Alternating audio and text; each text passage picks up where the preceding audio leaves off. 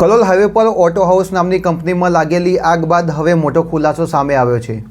Kalol highway પર આવેલ રહેણાંક વિસ્તારના મકાનમાં ગેરકાયદેસર રીતે સંગ્રહિત કરવામાં આવેલ અંદાજે 11 લાખ રૂપિયાની કિંમતનો ઓઇલનો જથ્થો મામલતદાર કચેરી દ્વારા સીઝ કરવામાં આવ્યો છે। તાજેતરમાં ઓટો હાઉસ પ્રાઇવેટ લિમિટેડમાં લાગેલી આગની ઘટના બાદ આ જથ્થો સુરક્ષાના નિયમોને નેવે મૂકીને ત્યાં રાખવામાં આવ્યો હોવાનું તપાસમાં બહાર આવ્યું છે। ગીચ વસ્તી ધરાવતા રહેણાંક વિસ્તારમાં આ પ્રકારે જ્વલનશીલ પદાર્થો રાખવો એ ગેરકાયદેસર રીતે ગંભીર ગુનો હોવાની સાથે સાથે સ્થાનિકોની સુરક્ષા માટે પણ મોટું જોખમ હતું।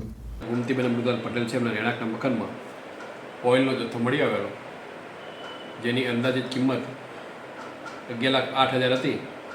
એ અમે આજે એક્સપ્લોઝિવ એક્ટ સીઝ કરી અને પુરવઠા ગોડાઉનમાં હવાલે મૂકેલ છે। આ બાબતની જાણકારી મળતા જ કલોલ મામલતદાર કચેરીની ટીમ દ્વારા તાત્કાલિક દરોડો પાડીને તપાસ હાથ ધરવામાં આવી હતી। તપાસ દરમિયાન આ જથ્થો રાખવા માટેની કોઈપણ પ્રકારની કાયદેસરની મંજૂરી કે સુરક્ષાના સાધનો મળી આવ્યા નહોતા।